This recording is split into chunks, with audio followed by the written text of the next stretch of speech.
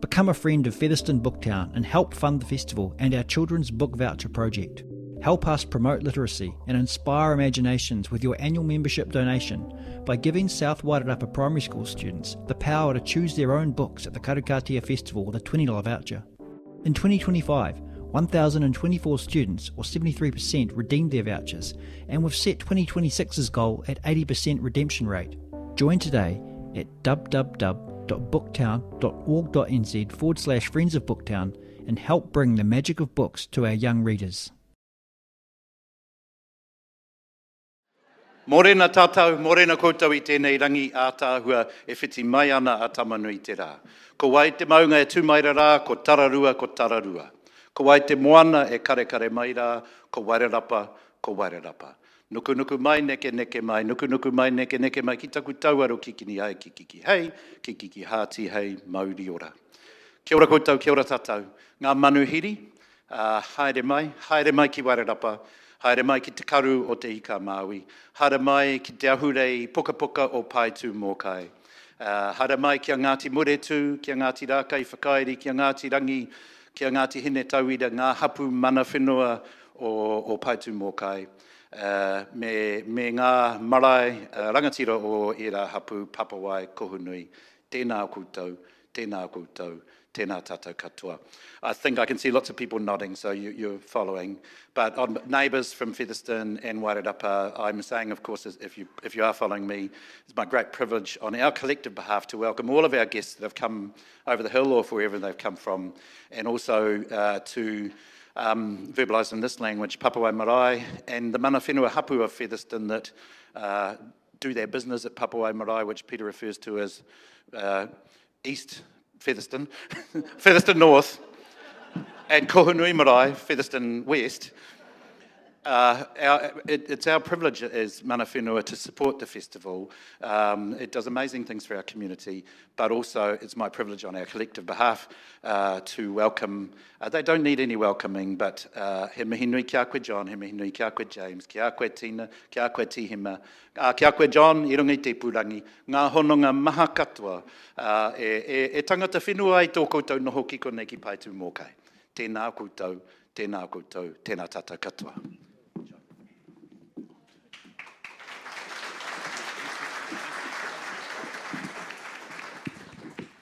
Tēnā koe, Paora. Thank you so much. Kia ora koutou katoa, nau mai. Welcome, everyone. Thank you so much for coming. It's not only sold out, I think it's more than sold out, although we're not breaching any fire safety regulations. I just hasten to add, but it's a kind of wonderful thing about this festival that so many of you have come. Ngā mihi mai o hā, he rā a tāhua tēnei. What a beautiful day, right? It's just such a stunning day. So it's lovely to have you all here. Our session this morning is Colonisation and Decolonisation, Facing Them Head On, which is a great title. Particularly, I don't know if you've seen when it's written in block letters in the program, but it's like, fuck you, colonisation. We're coming for you. It won't be the first time that people on the stage have come for colonisation. Paora, you were part of a really extraordinary panel last year with Te Tiriti and Moana Maniapoto. Can I have a show of hands from anyone who was at that? Yeah. And it felt life affirming to me. It just felt like, and it spoke of a place I don't think we realise we're in. We've started to talk to each other and listen to each other. It was just a magic session. So that was really glorious. There was another time I was here, I don't know, does anyone remember the night Anahita Gildea? Do you remember Anahita Gildea, who's just a brilliant, brilliant poet and just this incisive intellect, pointed out, she looked at the photos on the wall and she said, why am I surrounded by colonisers when I'm doing this? And there was kind of a sharp intake of breath. Because to some people these are colonisers and to other people these are sort of granddad or great-granddad or great-great-granddad Leonard or James or Bill or whoever, you know, and so, but I came back and I had a look around yesterday and there are more photos of Pākehā patriarchs than Māori in this room. In fact, there are more photos of horses than Māori in this room. In fact, there are in fact more stuffed deer heads than there are photos of Māori in this room. And in a way, that kind of speaks of why we're here today, right? colonisation and decolonisation. And how do we face up to the fact that this is a reflection of our history? And so I loved Anihira because, and they weren't her exact words, she was sharper and funnier, but I think they contain the kind of challenge we hope for at events like this, a way of seeing that the received kind of normalcy of the hegemonic status quo isn't the only way of seeing the world, right? And I think that's why you're here today. So that's a tiny example. I went to Waitara, which is a gorgeous little town just north of New Plymouth. I was interviewing Puna Wano Bryant in Waitara, and she pointed out that not only do Māori who live in Taranaki have to live with the weight of history, of land loss, then of land returns through the non-mechanism of perpetually renewable leases, which was just kind of insult to injury, really.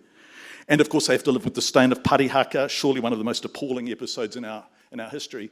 But they also have to do so on streets very often named after the people responsible for those things. So I mean, these are minor examples compared with, say, a 7-year shorter life expectancy for Māori than non-Māori, or the fact Māori make up 15% of our population, but 53% of our prison population. Every time I think about this, because we're very competitive in New Zealand, we like to be the best people we can possibly be, every time I think about this, I think we need to go up to National Women's, which doesn't exist any longer, but we need to go up to where babies are born and explain to a Māori baby why their life expectancy is currently 7 years shorter than a non-Māori baby, and explain how that's good, and how that reflects the best of who we are. And this reminds us, of course, as Moana Jackson said, that colonisation is a process of dispossession and control rather than a historical artefact. It doesn't exist back there, it keeps existing in one form or another. And colonisation seldom rebukes itself, or even doesn't even really notice the particularity of its own voice very often. People untroubled by history, and for a long time I was one of them. My glorious mum's here today, and I remember my mum we used to watch Koha on Sunday night on TV1. Do you remember? Did anyone remember that show? And they were doing a story on Bastion Point. And we watched it as a family. And it was the first time, I must have been in my early teens, it was the first time I understood there was another reality. And so I love these events. I love the fact this takes place at Booktown. Last year, as I said, I was at that session with you, Paora and Moana and Tami, and actually it was a fantastic panel. And afterwards, I said to Tami, man, that was amazing, huge turnout. They were eating out the palm of your hand, and he just looked at me, and his eyes twinkled as they do, and he said, people are really listening now. And then he just smiled, and he said, they're not scared of me anymore, Pākehā. And I do remember the response to Don Brash's audio speech in 2004, I do remember how, a lot of people thought there was resonance for them in that speech. And then I look at the weight of submissions to the Treaty Principles Bill in the Select Committee, and I think, wow, a lot has changed in 20 years, right? A hell of a lot has changed. So that's exciting. That's what we're talking about today. Just before we get going, I'm just looking at Bigsy over there, Mary, who printed out my script for me, put it in an envelope, gave it to me. And I thought it was the Featherston West Trust, you get to sign fucking contracts, like health and safety contracts, like what happens if you choke on a club sandwich contract. And I thought, another fucking contract from Mary. So I was running around saying, where's my speech, Mary? Because she printed it out for me. It was in the envelope. But I just want to say, this is a great event. It's a great event, and it's made great by the support of the local community who've been coming for 10 years now. I think I came to the second or third one. It was already kind of full houses over at the Royal, right? It was magic. So thank you all for coming. And also, there's nothing wrong with having this conversation, and there's nothing wrong if some of you don't agree with all of it, or are somewhat confronted by it, or a bit bewildered by it, or don't understand it. It's all good. It's all good. Thank you for being here. So I'm going to introduce our... and it's also Mother's Day. I just want to say I stayed with my mum, who made cheese straws and sausage rolls. So if you're thinking that guy looks like he's going to have a heart attack, blame my mum. Oh, yeah, James points out I wasn't allowed to eat them. It was in the contract. So to everyone who was in any form, in any way, shape or form, a mum, happy Mother's Day. It's wonderful to have you with us. Right, let's go through everyone. We've met Paora, but I just want to say Papawai, Marae, Kaumātua, Booktown stalwart Such a beautiful supporter of this event, Paora. Ngāti Moe, Ngāti Kahungunu ki Wairarapa, Rangitāne, Te Arawa, the bloody lot, Paora. I should say Papawai, as Biggsy was saying, North Featherston is only about, 10 minutes from here, just outside Greytown? And I went there last year. I was welcomed on. I interviewed Herewini, and we went down the back, and with Christine, looked after me beautifully, and we went down the back to where the tuna are in that stream. Boy, it's a beautiful place. Those bloody fish swim all the way to Tonga, eh? They do, don't they? Incredible. Anyway, Paora, it's so lovely to have you here. Writer and Te Tiriti or Waitangi Policy Advisor, Tῑhema Baker. Tῑhema, can you hold Turncoat up? Have you got a copy of it there? We're going to talk about this. Has anyone read this book? Just put your hand there. Yeah, thank you, you glorious people. Thank you. It's such a brilliant conceit, Tῑhema. Raukawa te au ki te Tonga, Ātiawa ki Whakarongotai, Ngāti ToaRangatira, and author of Turncoat, which reimagines colonisation by having the earth colonised by aliens, meaning Pākehā get to experience it too, which is such a great idea. And then, beside Tῑhema, writer, advocate, rigorous and fearless researcher, and a wonderful friend of mine, a really wonderful friend of mine, Tina Ngata, Ngāti Porou, up east, that magic place. And Tina, I do want to do a shout out, not only because you are a rigorous intellect and you occupy a kind of front line in insisting that we do better and see better, but also your Manaaki collective does beautiful work looking after people. It's an incredible form of generosity. And then behind us, John, where are you? Where are you, John? I'm in a place called, first of all, Giaguita Cordia, it's Mr. Sean O'Connell, no, Sperla John Connell. I just said, hello, my friends. My name is John Connell. Sean O'Connell in Irish, John Connell in English. There's a difference, and it's great to be here. I'm talking to you from Banlalee in Longford in the Irish Midlands.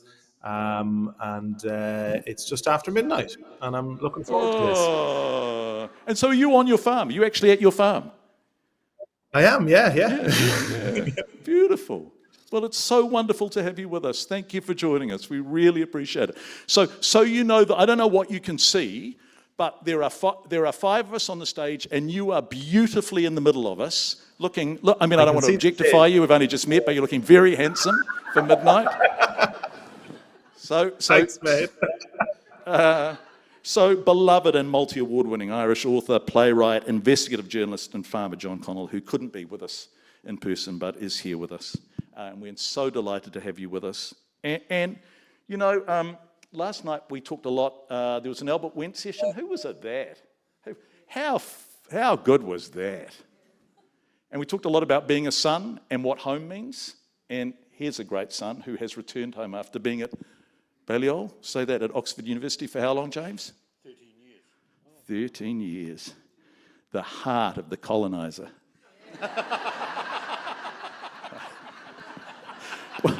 What's your book called again, Tῑhema? What? Yeah. Turncoat.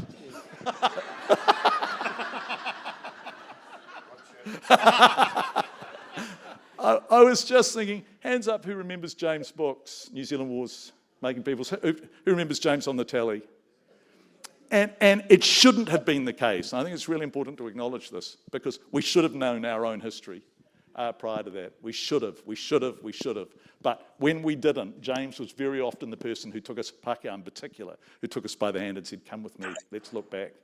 Let's acknowledge where we come from. It was stunning, stunning work. And I think really, starting in the 80s, going through the 90s, right?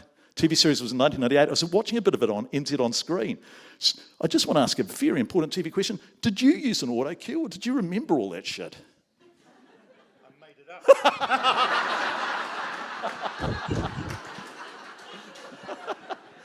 up.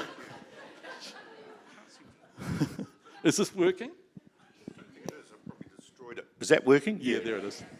Right. So, welcome home. Welcome home. Thank you very much, John. Lovely to have you. What is decolonisation? What is Tina, can we start with you? What is decolonisation? Well, obviously, you need to start with the more root word of colonisation and what colonisation is. And I think probably one of the most important things to remember about what colonisation is that it's you can't colonise without removing somebody's inherent fundamental human right to self-determine, to govern ourselves. And so there's many tools of colonisation, colonising through language, colonising through education, but ultimately it's about people's right to be able to determine their own destinies. And what so often gets lost in the process of colonisation is the idea and the fact that we were fully and functionally self-governing before the coloniser arrived, and that is a part and package of what our fundamental inherent human right is to retain, are those systems of self-governance. And that's often one of the first things that's erased is your rationality, your ability to be able to make rational decisions for yourselves, for your families, and your pathway forward to shape your own destiny. And it's ultimately the most important question for decolonisation is really how do you move beyond some of the, I don't mean to whakaiti the importance of uplifting our reo, but that can't come at the expense of the important decolonial action of returning the rights of self-governance.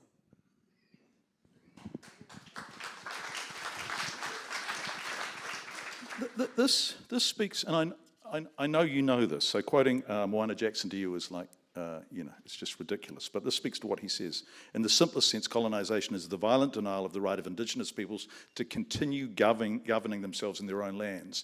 But the colonisers have told stories that redefine its causes and its costs, right?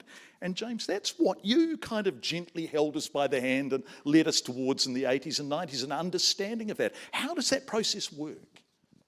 Some people didn't feel it was that gentle, John. I got a lot of flack for the television series, but mostly from Pākehā. Some from Māori too.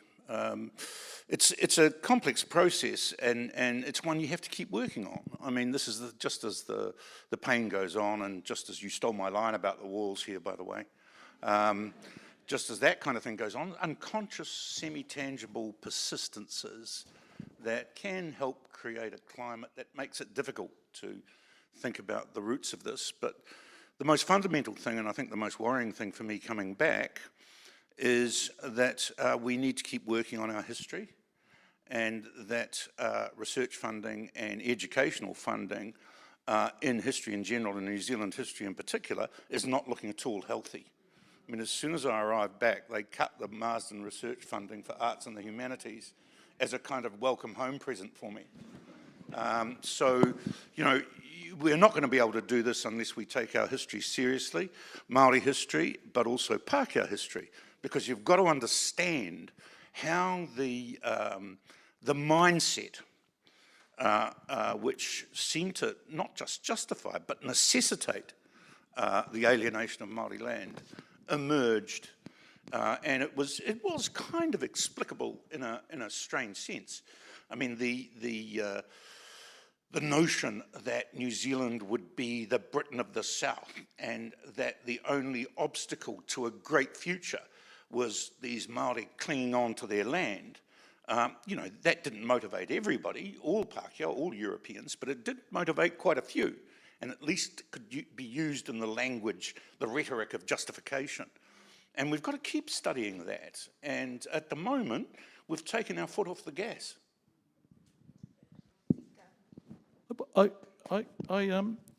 John, this is really hard for you because we're having a very particular New Zealand conversation, right? Although I see you are paying rigorous attention, and I absolutely know that you will have done research and you'll know what we're talking about. But if we go back to the Irish experience of colonisation, beginning with the Anglo-Norman invasion in 1169 and then stumbling through its various iterations, and actually not stumbling through that, there was no stumbling about it. I mean, this was heavy-booted colonisation. And then the petition. So what is the Irish experience of colonisation? And how did the process of decolonisation, such as it has been, leading to petition and then beyond, take place? Oh, well, that's a huge question. And I could take up the whole entire event talking about it, but it's a 700-year history of colonisation. We were the first place the English decided to come, and history. But I suppose the decolonisation is the interesting thing, because that's how we get to where we are, sitting in my own home now. And that would have started at the end of the 19th century with Anglo-Irish and Catholic Irish or nationalist Irish people working together to rediscover our language, have a cultural renaissance, and it was called the Irish Cultural Renaissance. But language, politics, idealism. Um, I suppose I'm conscious of what Tina said about land. It's always about land. I've travelled a lot in other countries looking at colonisation. I wrote a book called The Running Book, which was an examination of me going for a run around. Can you hear me? Yes. Yes, yeah. Me going for a run around my local community, a marathon run.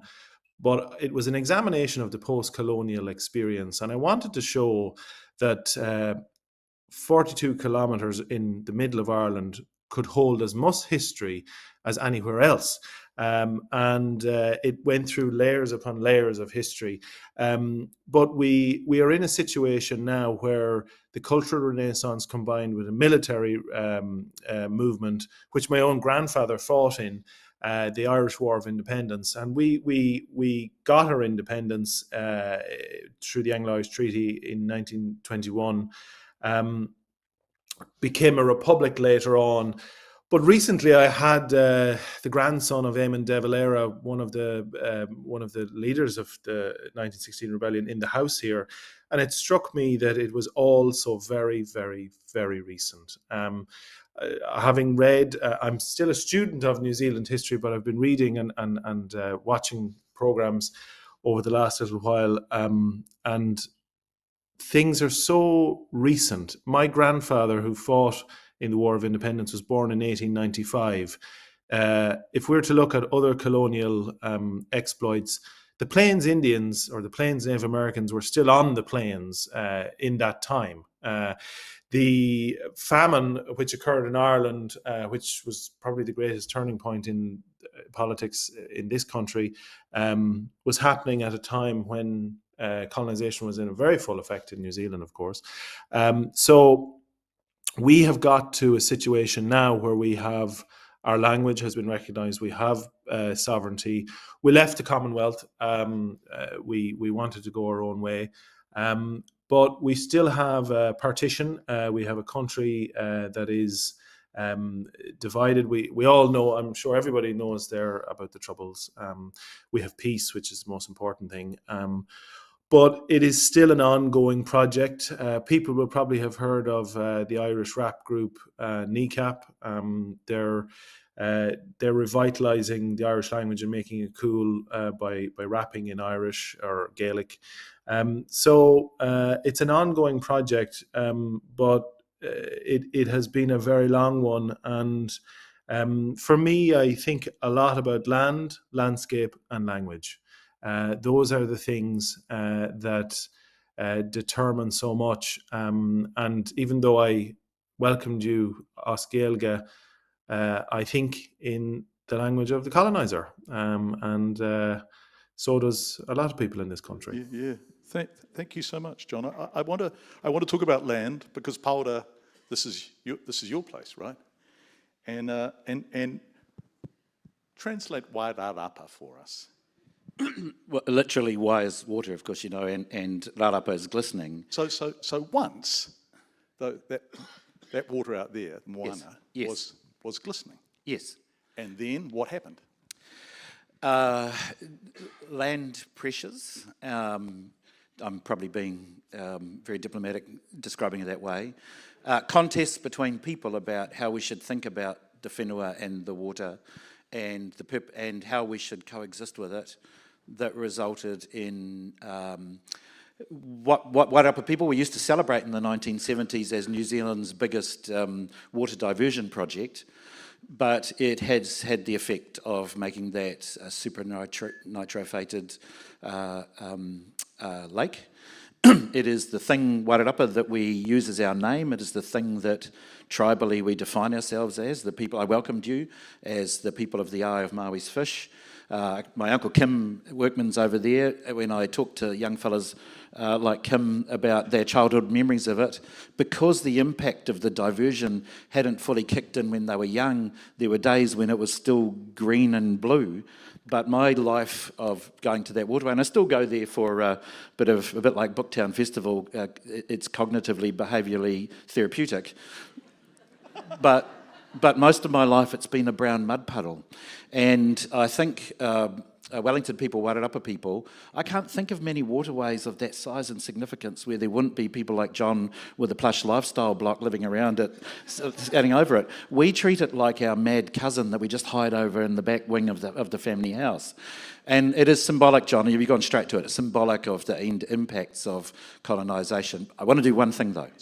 Wairarapa people, actually New Zealanders, I think we're at a point in time, serendipity, John, I was with Lars when the session did with Lars yesterday. Norwegian fellow, for those who weren't here, who's written a crazy book about wood chopping. But one of the things in the book is that he's asking a question about what is the soul of Norway? What is the psyche of Norway? And I think that's the question we're asking ourselves right now. What is the Aotearoan psyche? What is it and what do we want it to be?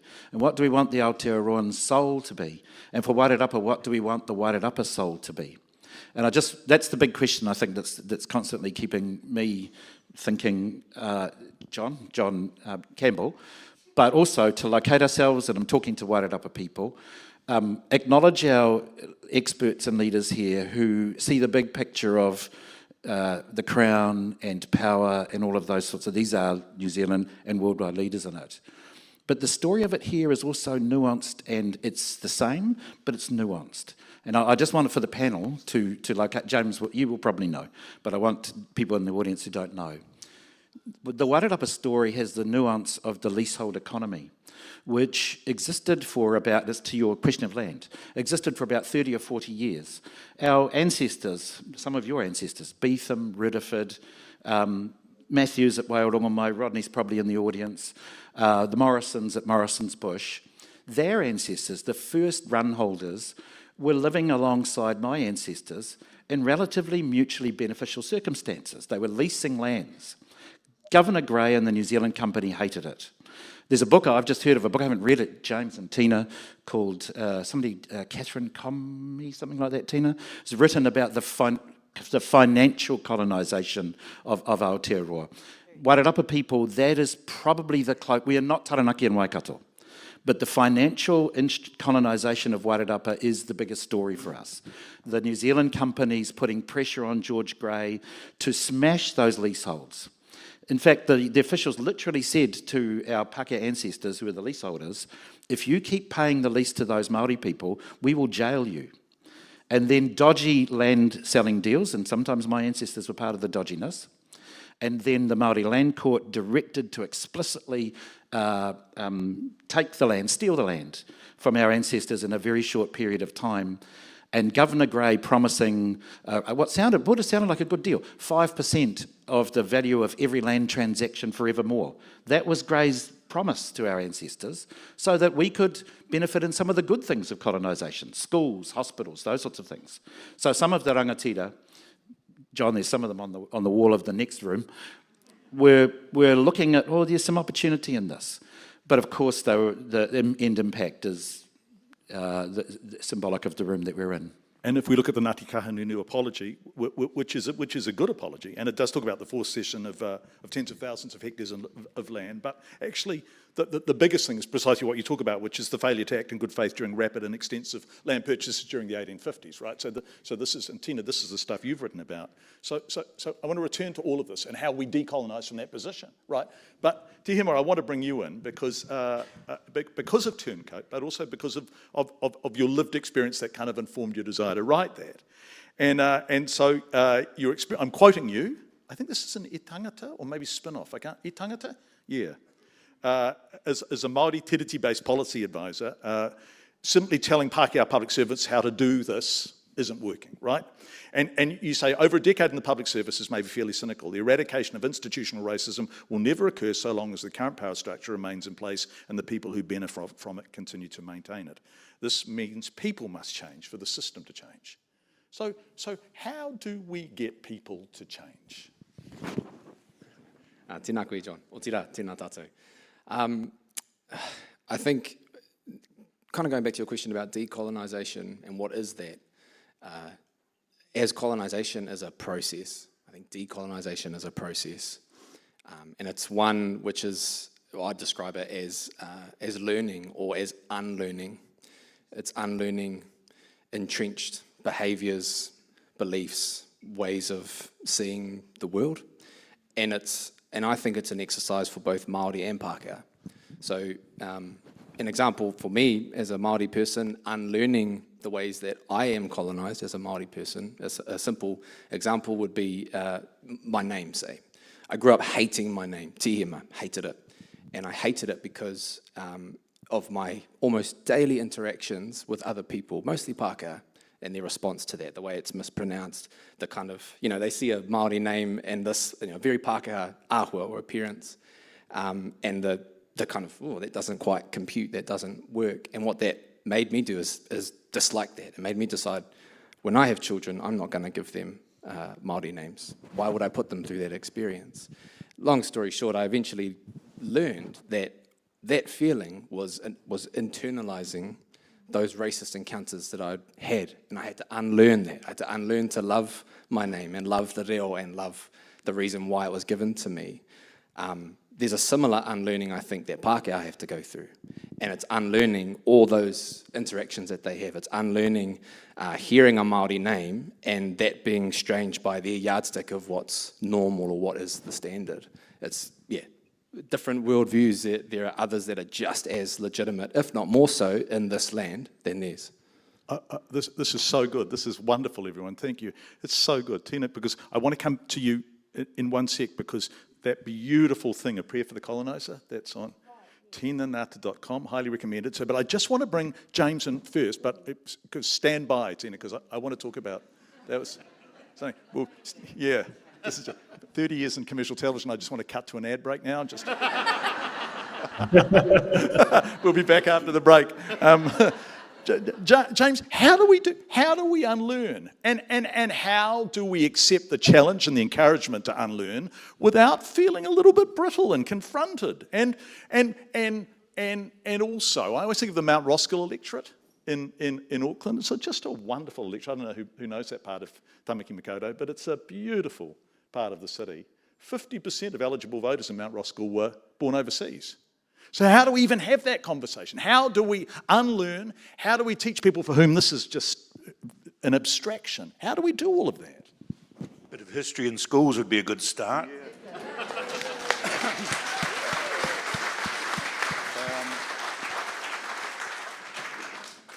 But perhaps I can answer indirectly by referring to Tom's talk about Wairarapa and the way that there's a fiscal colonisation here that undermines what was a relatively successful relationship, the first phase relationship. So it's not as though it, all turned to custard immediately.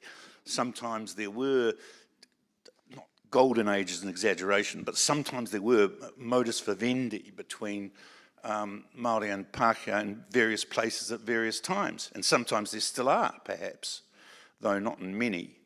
But I do empathise with Wairarapa Māori, even though I'm not Māori, because the last talk I gave in the Wairarapa was a lecture at Greytown. I think it was a very long time ago, and I entitled it Shades of Grey. I remember. And later that title was stolen by an author called E.L. James, I think. Was that her name? And I haven't seen a single sausage of the royalties. Not a skerrick. So I know where you're coming from on that. Did you smoke weed before you came up here? No, that's later. That's before this afternoon session. Tina, the prayer for a coloniser. Some years ago, I was meeting with Chief Avo Looking Horse, right? And I'm just shortening this a little bit. I was interviewing him about the doctrine of discovery, and we'll talk about this in his lounge room. I had a conundrum to place before him. We want a peaceful resolution to all of this, right? That's you. He replies, At the same time, power doesn't cede itself, does it? And he replied, no. And you said, how do we reconcile that? His response was solemn but calm and resolute. We must pray for the coloniser. I nodded, but inside I recoiled. Where did you get to after the recoiling? Well, it took me about 10 years after that to actually get to the position to be able to find it within myself to say a karakia for the coloniser. And along that, it was a long journey. Partially because I thought at the time that praying for the coloniser meant also condoning the acts of colonisation in some way. And so I had to really go on my own journey to do that. But the prayer for, and what I loved about what Papa Avo Looking Horse, who is he's the spiritual leader for Standing Rock Nation in the Kota Nakota Lakota lands. And what I loved was that he obviously as a spiritual person brought it back to this idea of sacredness. And the doctrine of discovery work that I do is really rooted in systems of sacredness. And the amazing author and thought leader Honani K. Trask spoke beautifully and eloquently about how colonisation by necessity must strip sacredness. That in order for the coloniser to take the sacred practice of hula and commodify it and enter it into a colonial economy, it must strip it of all sacredness. In order for it to defile lands and waters, it must necessarily strip it of its sacredness, or it couldn't do the things that it needed to do to it. And this had also repercussions, obviously, for women and children and for non-binary gendered folks. And so, I came to look at, our systems of sacredness, and I was really interested in what James was just saying before, because when you see even throughout Europe and in Ireland where these systems of sacredness so long ago, not that long ago for us compared to them, the systems of sacredness that were rooted in nature and their connection to nature, which were inclusive of women as well, became replaced by a system of sacredness based on a man in the sky. And what that meant for the direction that society took based on that as well. And so, to bring it back to the role of sacredness, and you can't just talk about it if you're not going to practice it as well. And so for him it was, we need to practice uplifting sacredness, and we must call colonisers to rediscover their own sacredness, to remember their sacredness. For me, my systems of sacredness are still in living memory in our family that, that connect me to nature. It's a much larger challenge for colonisers whose systems of sacredness rooted in nature that were taken away by these papal bulls, which, really vilified and demonised nature-based religion so long ago. Literally did. I mean, it's in a chain of being where the closer you are to nature, the closer you are to the devil. The closer you are to a white man in the sky in appearance and action, the closer you are to God. And so for me, and the prayer of the coloniser was about really praying for colonisers to find their way back to that sense of sacredness, and in that, I would hope then respect other people's sacredness as well. That's beautifully put.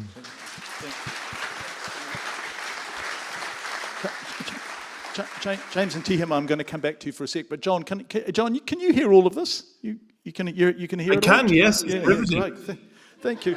I want, can I bring you in here? You're Because talking my language. and let's talk about that, because part of this is standing in your own power, your own agency, right? Part of this is about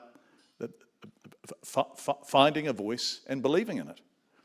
And when I went to university, one of the great, and you know, boy, this is my study of New Zealand literature and New Zealand history is defined by an absence, right?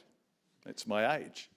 But I studied Irish literature, you know, and I read Ulysses, and once you crack the code of Ulysses, you never fall out of love with that book.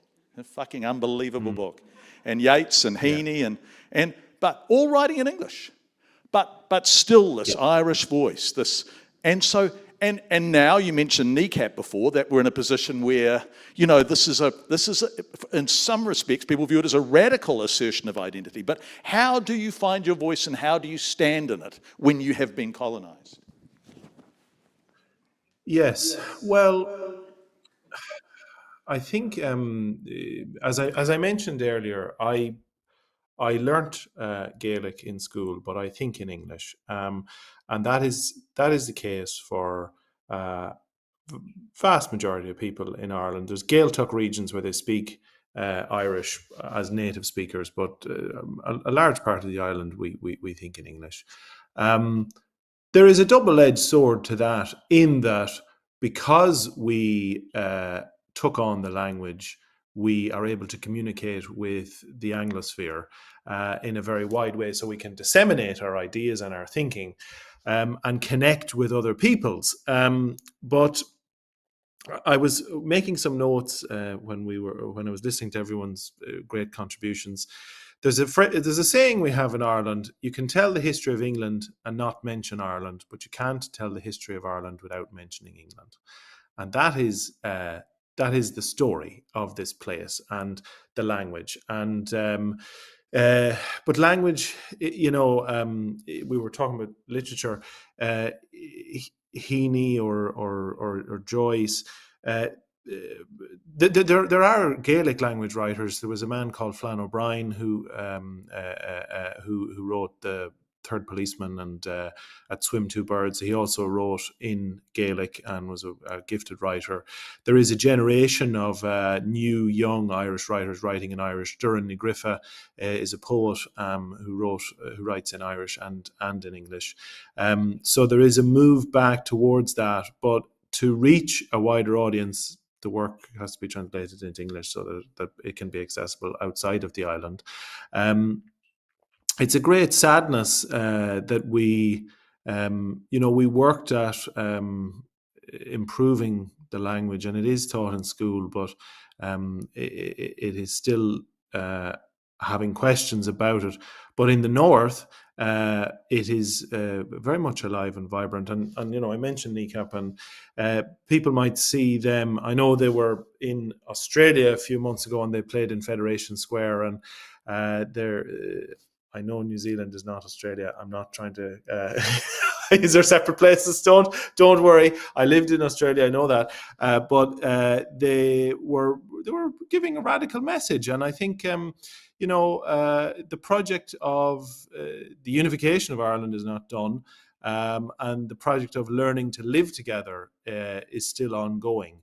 But I think we, as an island, have used the arts as a way to talk about what we want to talk about. And that is the amazing thing of Featherston here. We have people gathered together. I know it's a packed house. We're using literature and ideas to talk about problems that are generations deep and issues that need to be talked about. I feel so passionate about this subject because it's all so very recent to me. I have a friend who is actually William Faulkner's great-grandson by adoption through the family. But I was thinking of Faulkner's phrase, the past isn't even past, it's not even over. And we're still living with the past, and it's in the present. And that is where we're at.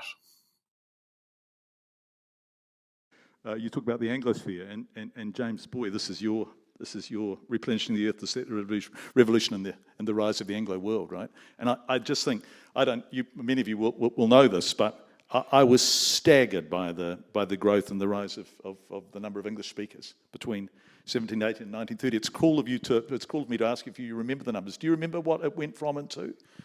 I'm quoting James's work here. Sort of from 10 million to 200 million in 150 years or something like that. So it's a huge explosion of English speakers, but it's not unprecedented. I think one can sort of overcook this particular issue because you've got Arabic, which spreads with the spread of Islam to a number of other countries. You've got Spanish, which spreads throughout the Caribbean and Southern America to similar numbers of people. And interestingly, the languages seem to achieve globalization or semi-globalization when the relevant imperial power is in decline, not when it's on the rise. So, there is a sense in which the fact that our discourse now has to be in English rather than Māori or Irish or both, I wouldn't get too worried about that. I mean, it's crucial that these languages like Māori and Irish survive and develop and are living languages. But the fact that we're inheritors of, it's done us a hell of a lot of damage. We may as well take advantage of those bits which are useful. So being able to speak in a global language is not necessarily a bad thing. Tῑhema and Paora, I want to come over to you, and Tῑhema, I want to start with you. You talked before about a kind of internalized. Did you use self-hatred? Was that too? I probably wouldn't use that term, but I know I said I hated the name, but I didn't hate it. Yeah. But what I'm talking about is when you grow up in a world, and I grew up Māori. My whakapapa Māori comes from my father, so we grew up on the marae and things like that. But we still live in a Pākehā world, eh? And so you adopt the social norms of that world, and so. Although I grew up on my marae and in a part of a Māori world, the larger world I existed in was a Pākehā one, where my name was unusual, where the things that me and my whānau did were a minority and were unusual to others. So when I say internalise, you adopt those attitudes and you start to have them about yourself, or at least I did. That's what I meant by that, if that makes sense. Yeah, it does. And I'm sure that there are many people in this room who recognise a form of that. And so, how do you become you? Look at you. How do you? No, but you know what I mean. Look, I'll take it. I suppose. I don't know, but whatever sense of the weight of carrying this, the internalized darkness or whatever. I mean, you're just shining. So what changes, and how does it change? Yeah, it's a process. It's reclamation. So I talked about unlearning. It's also learning. It's reclamation. It's relearning things. I'm learning my reo, and talking about speaking and thinking in English. Part of that is I wonder if I'll ever be fluent in the reo, because I believe to be fluent you need to be at that point of you're thinking in the reo, and you don't. I can just talk off the cuff like this, and I don't even need to think about it. I don't know if I'll reach that stage in te reo, but I'm getting there. And it's things like, my tamariki, they're going through kohanga reo. It's taking those active steps to reclaim things. It's not just about me, but it's about my tamariki, my mokopuna. I kind of see our whakapapa as kind of links in a chain, and we're all kind of taking, a few steps each time to try and regrow things. So when I see my son, who's also very fair-skinned, running around proud as doing kapahaka, something that always seemed inaccessible to me, and I actually, I haka and get into it, but I actually still feel a bit self-conscious about doing it. To see my son doing that, and he has the reo as his first language, and doesn't think anything about the fact of what he looks like, but he's proud in his Māoritanga. That's it for me. Yeah. Kia ora. If I just want to move next door to Paora. Thank you, Tῑhema. Thank you so much. And I'm coming back I'm quoting you, tinangata.com. Which, if the doctrine of discovery suggested a right to take control of another nation's land, it necessarily also implied a right to take over the lives and authority of the people to whom the land belonged, right? And then you go on. This is a wonderful piece of writing. But Paora, you've witnessed that. We talked about Moana before. And we've talked about the kind of transactional commerce colonisation of the 1800s, yes. But also the language. Yeah. And I guess, what language do you think in Paora? I use this language for my work, but the linguists talk about language domains. And if you are in a domain where I can converse in about 4 or 5 languages, but I dream in Te Reo Māori and I dream in English more than anything else. Those are the languages I dream in. And those of you who are second language learners, that when you find yourself waking up in the middle of the night and you've been having a dream in the second language, that's a really positive thing. It means that you're probably starting to think, you're starting to become much more bi or multicultural. John, I'm just going to keep talking. I really liked James's point about the lag effect of languages. I think that's really interesting. And the thing that triggered in me, James, is that British exceptionalism died about 50 years ago, maybe 70 years ago. US exceptionalism, I think, died about 20 years ago. But because we are English language speakers bombarded by English sources of intelligence and information, it's hard for us to see it. So we really do need to actually get our head around who the hell are we and who the hell are our friends and where do we stand in the world and where are our goods going to be exported to and all those sorts of things. There's an urgency to this right now in the here and now of your social media feed that you're going to be addicted to this afternoon. Language and words, though. One more other war story. My surname is Ammunson. I've been having a great time hanging around with Lars in the last couple of days. I haven't been to Norway, but I've been to Denmark, and I went to a Viking museum there called, it's in a place called Roskilde, and there's a big wall in the entrance about as big as this, and it has all of the rangatira, the ariki of the leaders of Scandinavia. And down in the bottom left-hand corner, down by that white plastic seat, there's this little kingdom set up by our grandnephew William the First. It's some little kingdom, England or something like that. And I realised, oh my God, I am the coloniser. and because they began it all, right? Well, in that part of the world, they began it all. But we are the coloniser too, right? It's a beautiful bloody word. I like Joe Williams' thing about it, Tina, where he says, you certainly know who the good guys and the bad guys are when you hear that word. But what is it when we are also the bad guys, you know? And so it's not a particularly useful word in terms of how to fix things up. It's a good word in terms of sharpening the mind in the debate. And to your point about language, I'm going to quote one of Tina's relations, a fellow called Wayne Ngata. I think it's Wayne's quote, Tina. He said, a system is just a bunch of Pākehā people running around making decisions. And some Māori people and some other people. That's what a system is, right? It's people running around making decisions. So if we want the people to make better decisions and mokopuna decisions is one of the latest bits of language that you hear. We have to start to think differently. We have to start to see the world differently. Language and fluency in language is one of the tools, right? But the colonisation space is such a dark space. I want to share a joyful thing that we've all experienced in the last 2 years. One of the greatest tools of colonisation is a thing called the Gregorian calendar. I don't know if it's ever legislated anywhere. Pope Gregory just made the bloody thing up. There's no science whatsoever to it. We just decide that there's 60 things called seconds, and then 60 of them is an hour, and then 24 of them is a day, and we give the days Norwegian names, and 7 of them is a week, and then we have to fix it up every 4 years because it's a broken system. It's so bloody hopeless. Plug for Massey University here. Professor Rangitāne, there's some colleagues in the room.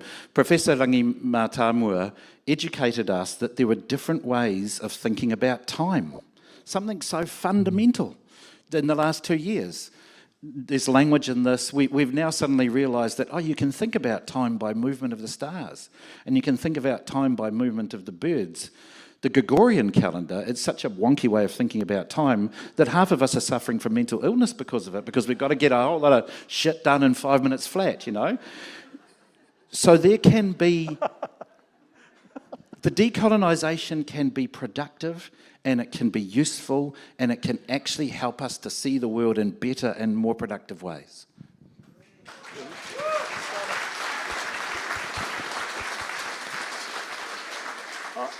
When I sit here, I don't know about you, James, and you, John, joining us from Ireland, which is now, it's way, way, way past any kind of decent bedtime, and we're so grateful that you're here. But I feel joy when I'm part of these discussions.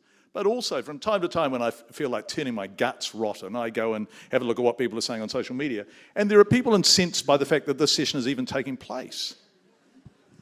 And so how do we speak to them? I'm very proud of my daughter. Everyone should be proud of their daughter, right? But my daughter has a saying, a candle that lights another candle doesn't go out. Don't know where she got it from.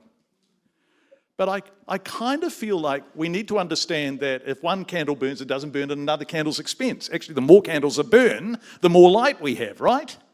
So why is there, and there will be some people, and a couple of them should be ashamed of themselves, who will be, as we speak, frothing. Why does even this conversation put people in that place? James, you had the experience of Pākehā reaction to your books and your TV series. What is that about?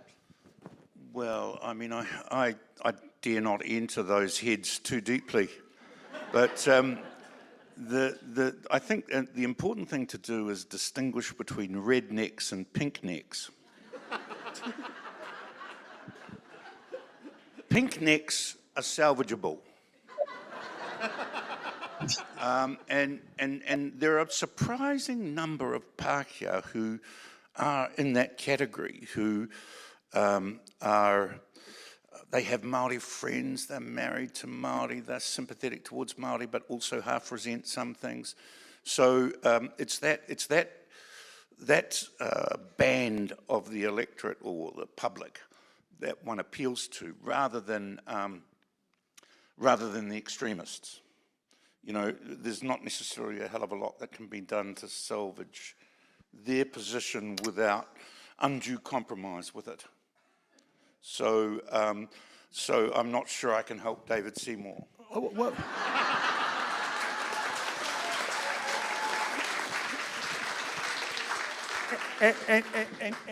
and yet, I'm reminded of Auden's great line, we must love one another or die, right? So how do we step into the space of loving one another? How do we have the prayer for the coloniser, to quote Tina? How do we do that? Let's ask the Irish.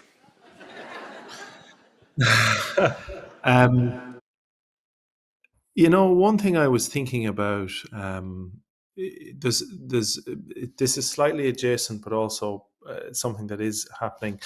There's a sort of an ethno-nationalist movement emerging here in Ireland, which is anti-migrant, anti-foreigner. And I think that's kind of the redneck thing of what James was talking about. Can you hear me? I can't hear myself. Can you hear me? Yes. Okay.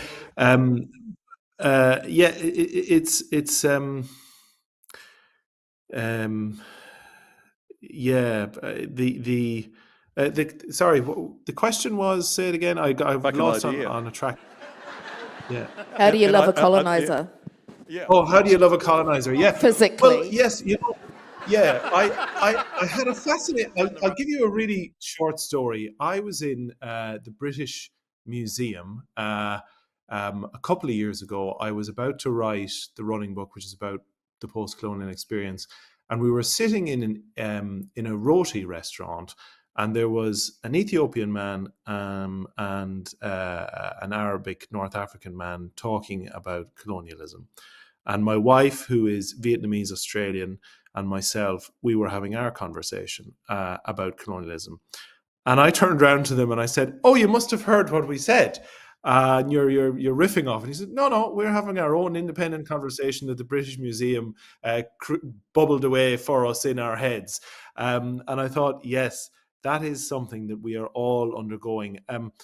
How I came to have a fondness or a place of respect or whatever we want to call it, I remember having a conversation with a well-known British documentary maker a couple of years ago after I wrote my first book. And he turned around to me and he said, we did a lot of bad stuff in Ireland. And it was the very first time a colonizer had ever said that to me. And I thought, there's an enlightened person who knows their history. And I said, and what I said to him was, thank you very much for saying that. That means such a great deal to me that you would acknowledge it, because so often it's not acknowledged. It is not said, and it's a silence. It's this great silence that I know exists in many countries around the world, and sometimes to love is to take one step towards the colonizer and for the colonizer to take one step towards us so that we can both see our humanity that each of us have. But the British Museum created that conversation for me that day, and it made me realize that this is a conversation. It's not just in the Anglosphere, it's a global conversation. And we all have dialogue within that conversation, and hopefully we can meet enlightened people from the other side who can just for a moment acknowledge and say, we were wrong.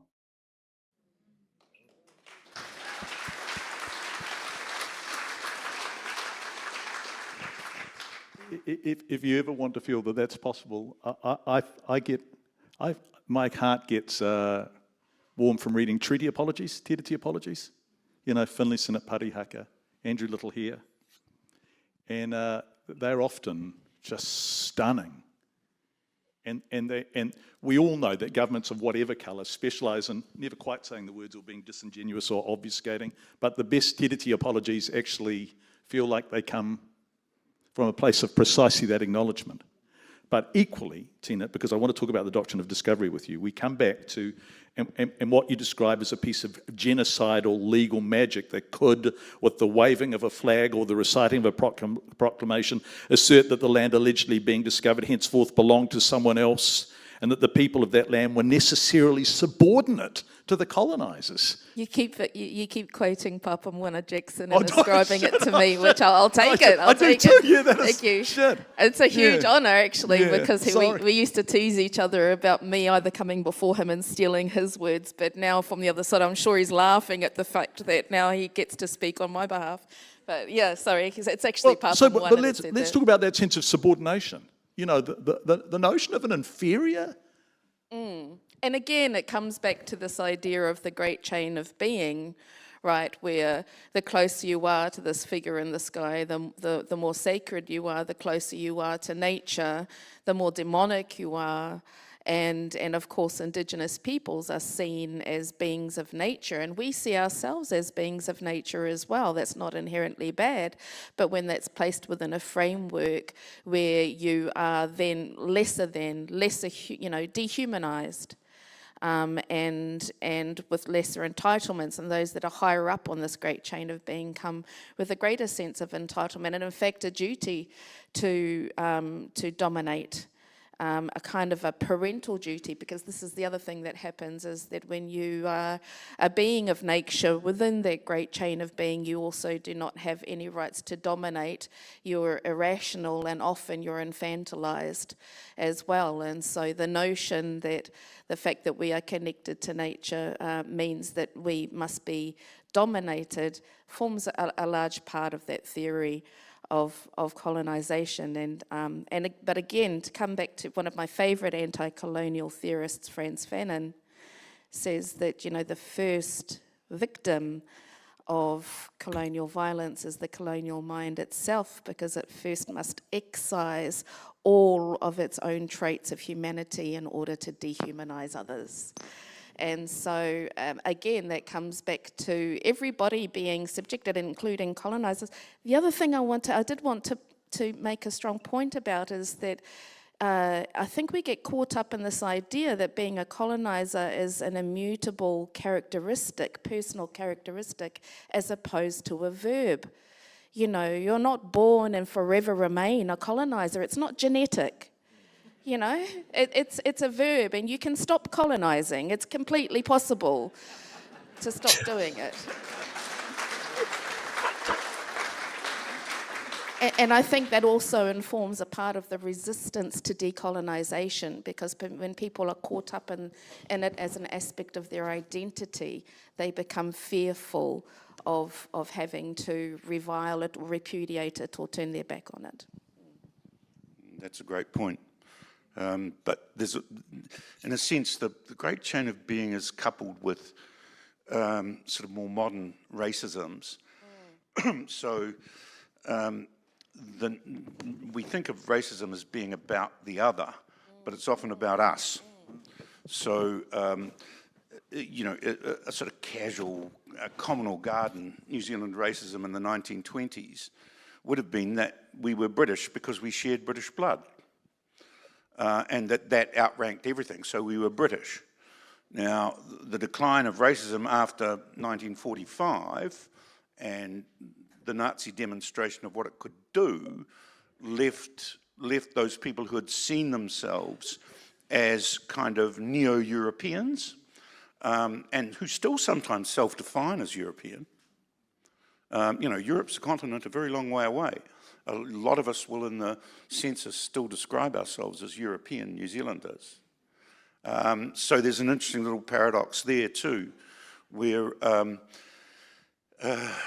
you know, the fact that there's a bit of an identity crisis on the Pākehā side can complicate matters, and maybe a way to address that is to address Pākehā history more subtly and more critically, as well as, and that includes going back into our British prehistory, or our European, or in my case, Croatian prehistory. I'm not a coloniser, by the way. I'm a Croat on both sides, so I wasn't involved. I'm the only one here who isn't. But anyway, that I think is important, because you can only understand those things by studying them and by developing, well, sophisticating our knowledge without getting too pretentious or polysyllabic. Can I have a right of reply for us colonisers to James and the colonised peoples from Croatia? There is, I just love that point. We have to understand the Pākehā-ness. And there's something in the here and now about the Pākehā-ness that is, I think, hopeful. Once again, I've spoken far too much about my Nordic heritage, but the New Zealand company was making a truckload of money selling tickets for colonisation to our Pākehā ancestors. It's just straight property speculation, and our Pākehā ancestors are leaving some pretty horrific class structures in the UK or wherever they came from to build a new egalitarian paradise. That was what they were being sold. That's what I think they were being sold. At the same time, their cousins were going to North America, their other cousins were going to South Africa, their other cousins were going to Australia. And the version of egalitarian paradise that's played out in those countries is they are inferior forms than, I think, the version of it that, albeit notwithstanding the Pākehā-ness of this room, that we have created here. I like to think, I have no science to this, but I think the New Zealand Pākehā value, the bit of our psyche that's really important is the notion of fairness.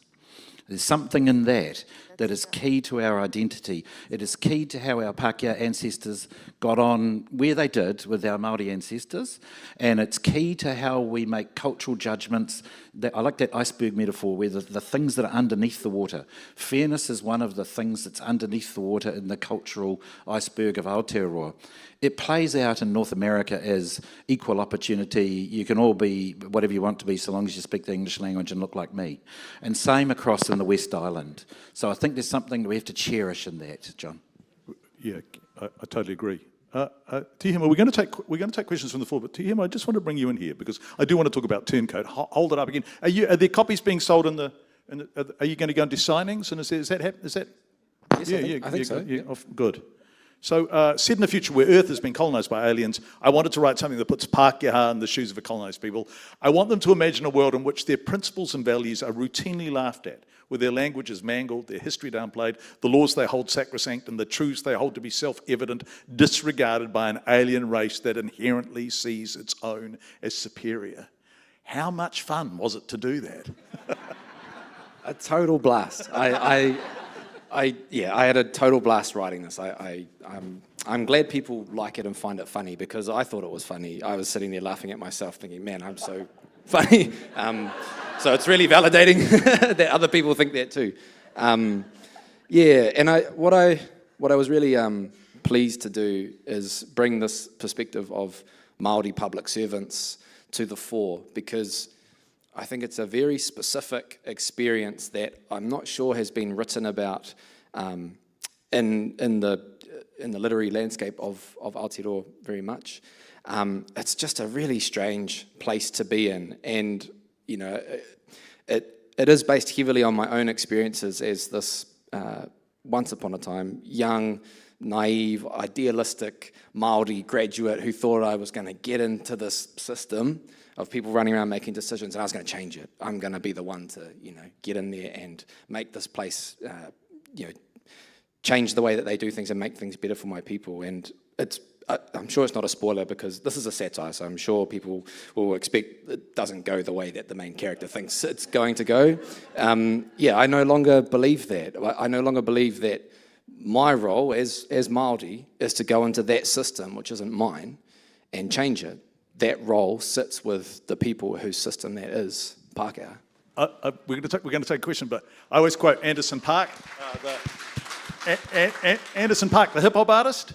And Anderson, I don't think I've just made this up. I don't think I've just imagined it. But I read an interview with him a few years ago in which Anderson .Paak, who I really like, but he mostly writes songs about how successful he is, how many Spotify hits he's had. He likes women and he likes to celebrate that. And anyway, someone was interviewing him and said, "You don't write songs about Black Lives Matter very much. You don't write political songs. Why are you a hip hop artist who doesn't do that?" And Anderson .Paak replied, "When did you last ask a white musician that question?" Which is a fucking great answer. And if I just made it up, I'm so proud of myself. But why should Māori shoulder the burden of responding to colonisation, right? They've experienced colonisation. That's on the rest of us to step into that space. So... I was going to agree with you. The learning that I'm at, the place where I'm at, is we talked about the rednecks and the pinknecks. I want to have the discussions with pinknecks. I want to have the discussion with the people who want to listen. Yeah. But for the ones who aren't, I've got better things to spend my energy on, like my tamariki and... Yeah. Thank you. Right, questions from the floor. We'll try and get through a few, because I think we've only got about 12 minutes left or something. So, and look, questions rather than monologues. It's always a good move. I definitely won't give you a monologue, but as a woman who has a Māori grandmother and an Irish one, I find that my Māori whakapapa, although I am not connected to it, I have access to my family lineage in great detail. On my Irish side, I have nothing. In fact, I thought my grandmother was British up until lockdown. So, for us members of the Irish diaspora, where do we sit with cultural connectiveness through the process of colonisation?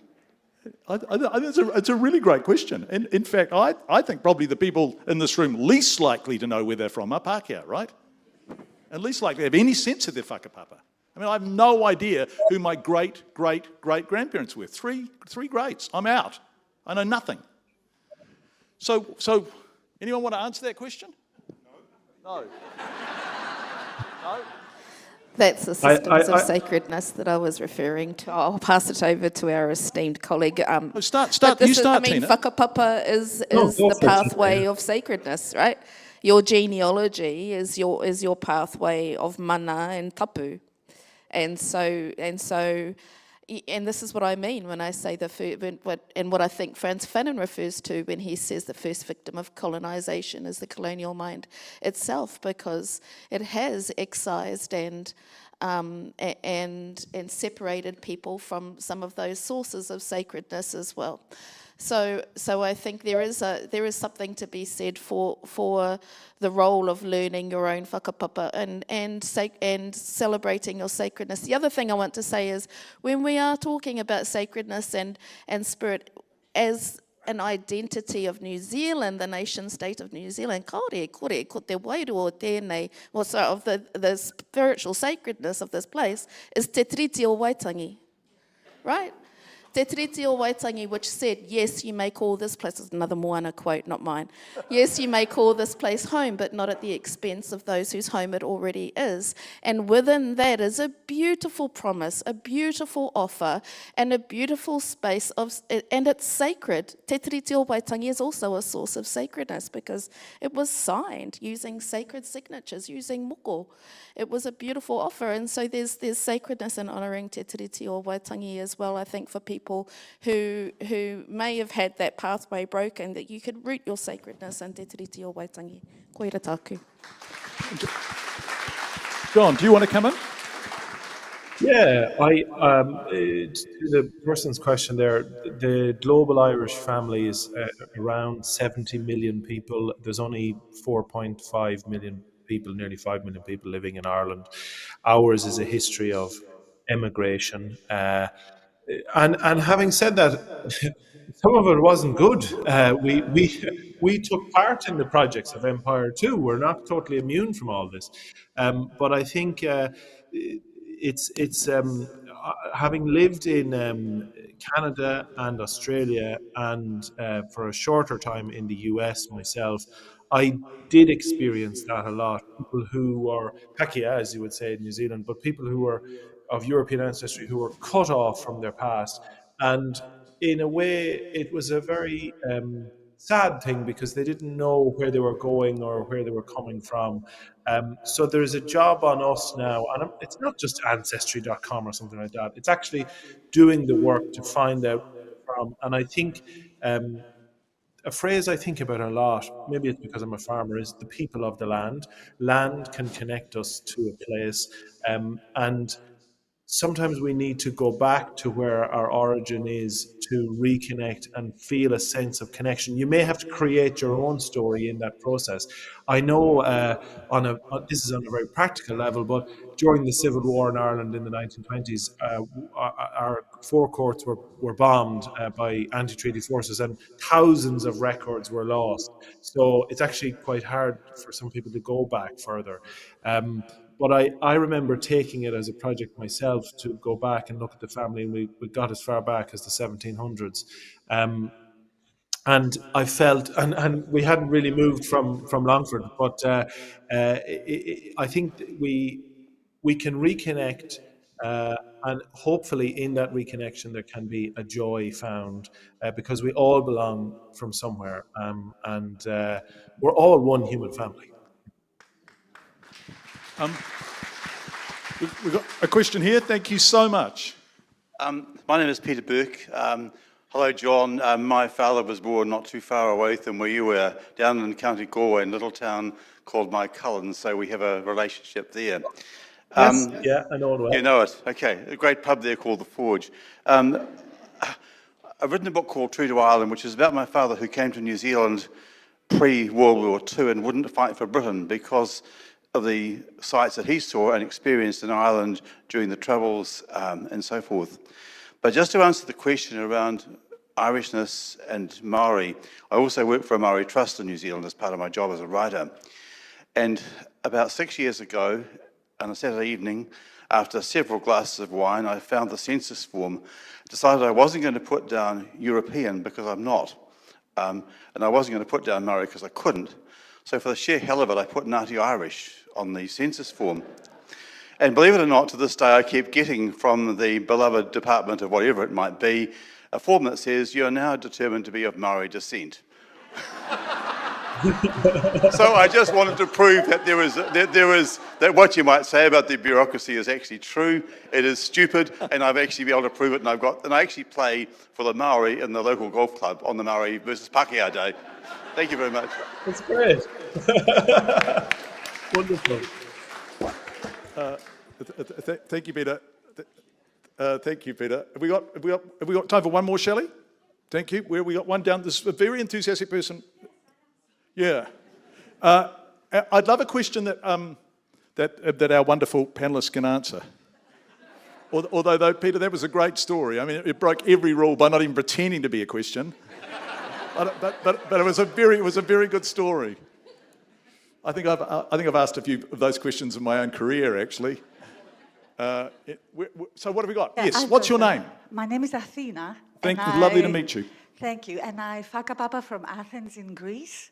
So just in honesty about my culture, we kind of fooled you about democracy because we had slaves in ancient Greece and women could not vote. And also we had Alexander the Great spreading colonialism. But also when the British Empire was coming to New Zealand, we were kicking out the Turks. So colonialism, in my experience, has happened from a lot of people to a lot of people in the world. And my fear today is that our biggest colonialism is shopping for a living, the Kardashians, social media, and we are dying from it because we have rising fascism in the world. And the reason why they have power is because they have colonized our minds into believing we need to live with them. So, and in their way. So how do we decolonize is my question together. Paora? Are you going to go around us? Paora, I'd like you to... I'm looking at you, Paora. Okay, John. Paora. I'm glad that the Vikings were the first colonisers. Athena, thank you. One of the instruments of colonisation that's playing out every day in front of our lives right now is the social media thing. I think it's exposing that we have not done a good job at enabling all the human beings to be critical thinkers. And I think we're going to look back in about... Our grandchildren are going to look back and they're going to go, it was barbaric that some of the humans, the only way they could make decisions about what to buy and who to vote for was, I like the blue one, I like the red one, I like the blonde one, I like the brown one. And we have to, I think we're going to come to regard critical thought and critical thinking as a basic human right alongside water and health. And we need to really move on it. And to the question from the gentleman from Galway, I also think we need to find a word for Pākehā people. I use the word Pākehā. I manage people, and the critical race thinking people, they're very, very smart, and they started talking to me about whiteness and stuff like that, and I've never really used that word before. I like because I don't think of, I've known John, for instance, we were young. He's kind of white, but I think of him as Pākehā. But I know that not all Pākehā people go with that word. The word Kiwi doesn't quite work. It's good for rugby, but so we need a word, right? And my neighbour Neil Morrison from Greytown Rugby Club, his family have been in Wairarapa next to Papawai Marae for 6 generations. I kind of want to call him tangata whenua, but I'll get told off if I use that descriptor. So your homework, Wairarapa people, read the Wairarapa Waitangi Tribunal claims, because that'll teach you how the decolonisation worked here. Try and come up with a new word for Pākehā people that all your Pākehā people like. That'll do. That's your homework. Thank you, Paora. Right, now... Pākehā is actually an interesting word. I don't know and don't care about its origin, but it's now clear it means a kind of New Zealanders of European descent, and it's the only Indigenous word for the settler majorities that I know of. So you don't have an equivalent in Australia, you don't have an equivalent in the States, you don't have an equivalent in other settler societies like Argentina, to my knowledge. I mean, Palagi is not the same because the Pacifica don't have majority European settlers. So I would be cautious about chucking it. Okay, I think it's quite useful, and my impression is that that people are reconciling to it. When I first started tutoring in New Zealand history in around about 1978, I think it was, people were very suspicious of it. There was kind of, I would guess, a kind of 75% rejection rate. It's now more like a 25% rejection rate.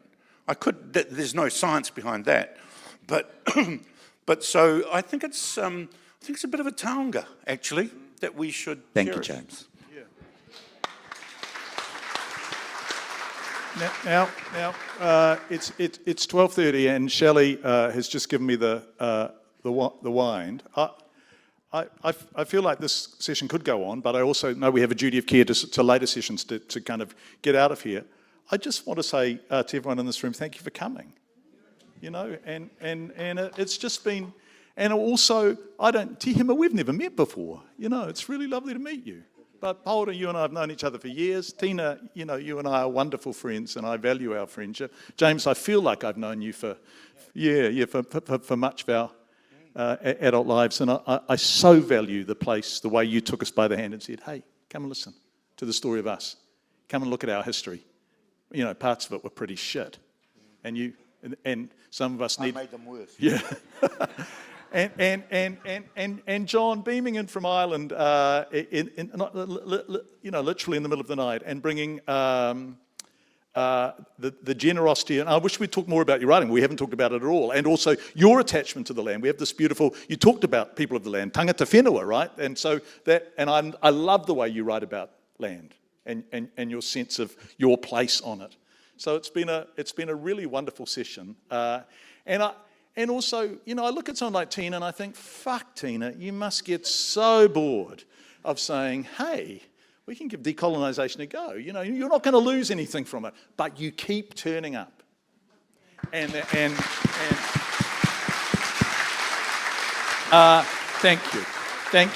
you, everyone. Kia ora rawa atu. I'm so grateful. And I think Shelley's going to come and give us some instructions. And thank you all for coming.